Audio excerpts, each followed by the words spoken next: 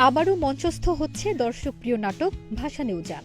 বাংলাদেশ শিল্পকলা একাডেমির studio theatre হলে ২৯ ডিসেম্বর সন্ধ্যা ৭টায় মঞ্চে আসছে দস্তয়েভস্কির ছোট গল্প দ্য জেন্টল স্পিরিট অবলম্বনে নির্মিত একক নাটক ভাসানে-উজান। নাট্যদল বিবেকানন্দ থিয়েটারের ২৫তম প্রযোজনায় এটি হতে যাচ্ছে নাটকটির চতুর্থ প্রদর্শনী। এটির নাট্যরূপ দিয়েছেন অপূর্ব কুমার কুণ্ডু এবং নির্দেশনায় রয়েছেন শুভাশিস দত্ত তন্ময়। নাটকটিতে একক অভিনয় করেছেন এরশাদ হাসান।